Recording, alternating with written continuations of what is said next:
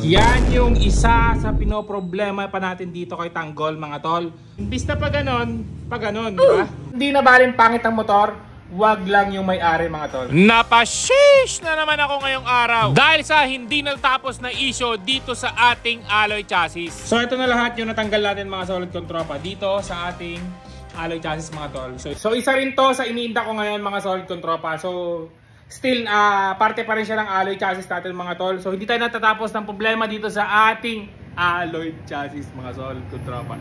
Gagawin natin to ngayon. Yan yung isa sa pinoproblema pa natin dito kay Tanggol, mga tol. So still, parte ng chassis yan, mga tol. Tignan nyo naman. Kumakalas yung ating shock, mga tol. Kabilaan yan. Kumakalas, di ba? Tapos kung titignan nyo dito, baka pa ganon. Imbis na pa ganon, di ba? Ayan o, di ba? So yan yung aayusin natin ngayon kay Tanggol, mga tol. So ngayon, mga solid kontrop, ang gagawin namin ngayon, kakayurin namin itong parte ng chassis na ito, mga tol, para dumikit na ito, mga tol, para tumuwid. So sisimulan natin yan ngayon. Kaso mayroon pa rin talagang konting problema. Kasi nga itong kanto na to, nauuntog dito. So hindi natin alam kung anong gagawin natin ngayon, titignan natin.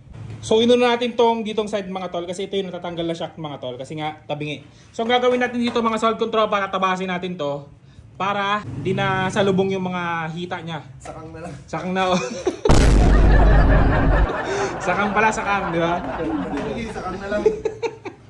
At sinimulan na nga ni Tropang Carbon Prince yung pagpuputol dito sa ating alloy chassis. Medyo nakaka-stress lang din talaga dahil imbis na plug and play lang ang ating mga pyesa ay tumatagal pa tayo dahil sa mga gantong problema. At sunod na namin ikinasa itong pagtatanim ng bolt para hindi nakakalas yung ating shock dito sa ating pan-trader na si Tanggol.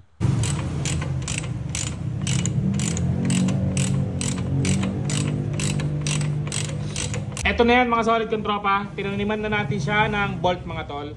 So sabi ko nga sa inyo, pag alloy kasi yung ginawa nila dyan, mga tol, syempre pag nalubak, mababalik agad kung alloy itong naka-usli na to, mga tol. Kaya naman ang ginawa nila, binutas lang nila, tapos magre-ready tayo ng bolt na ganito. Testing. At nung ikinasa namin yung shock ay naramdaman namin na parang sakang pa rin talaga. Ayun po. Nakikita nyo yan? Layo ba? Ano, kompleto yan, boy. Layo ba? Bulbulin talaga natin yung ilaw. Yan yung builder natin. Palapiter yan. Yan yung mga ginagamit ngayon sa show, eh, di ba? Nibel yan, di ba? Nibel yan. Nibel pa agad. Ang sabihin talaga. Pero tabingin talaga, no? Pero konti divider lang, no? Kaya naman nagpasya kami na pudpurin na lang ito ng todo para mas makuha namin yung tayo na gusto namin. So ito na lahat yung natanggal natin, mga solid kontropa, dito sa ating alloy chassis, mga tol. So ito yung sa gilid niya. So halos makapal-kapal din yung natanggal natin, mga tol. Kaso, syempre, meron pa rin siya talagang problema, mga tol. Baka magtatabas tayo dito, mga tol. Kasi uuntog dito yung pinaka-shock. So talagang maraming error itong ating alloy chassis na nabili, mga tol. Kasi kahit ultimo stock, hindi talaga umuubra eh. So kahit anong shock ilagay mo dyan, mga tol. Lalo na may baso. Pag may baso din, uupugin din dyan, mga tol. Kaya naman ngayon, magtatabas tayo na magtatabas, mga tol. Yan yung sinasabi ko sa inyo. Alloy chassis power. Yan, diba? Madala.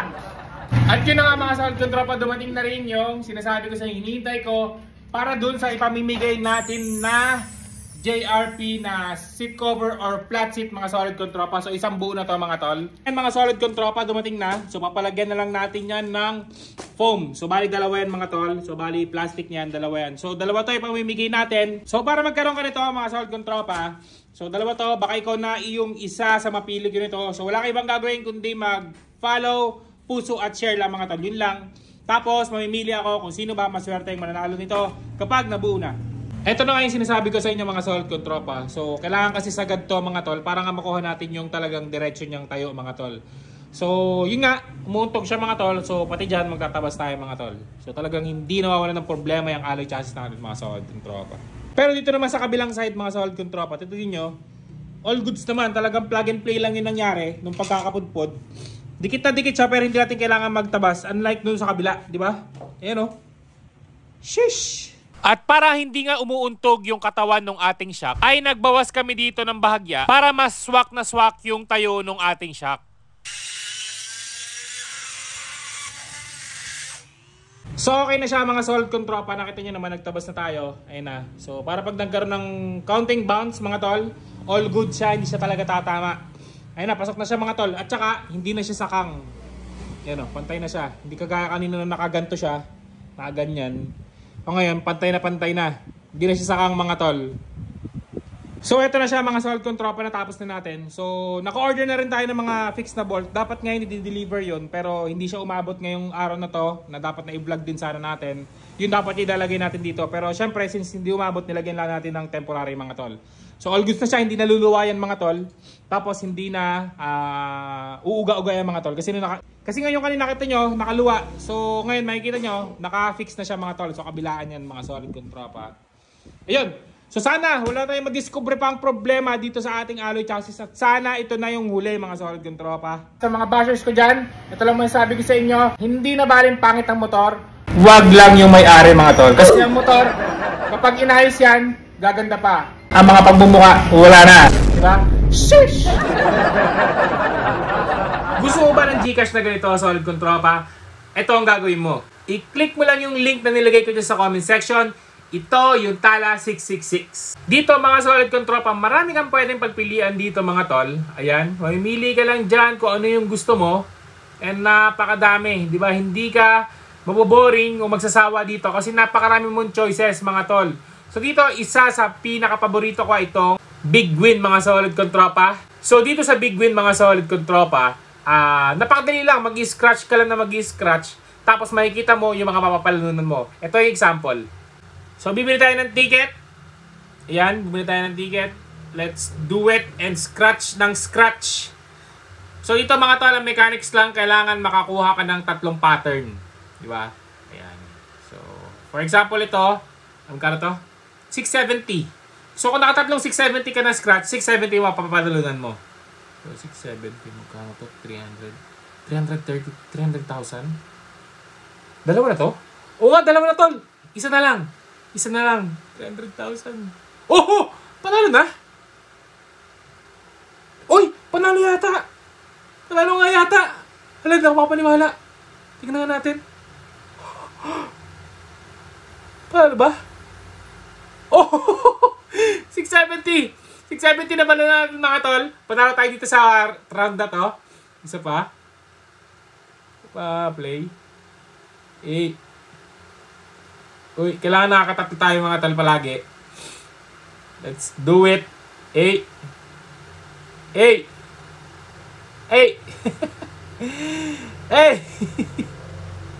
Uy!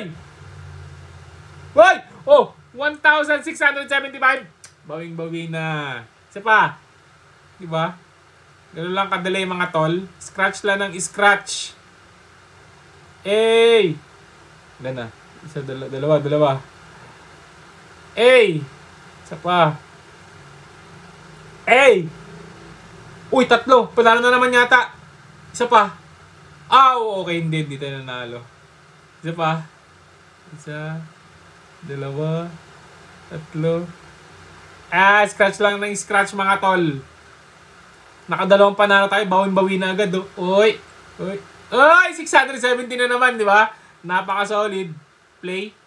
Ilan na lang ba ito? Last na yata ito. Nga, last na mga tol.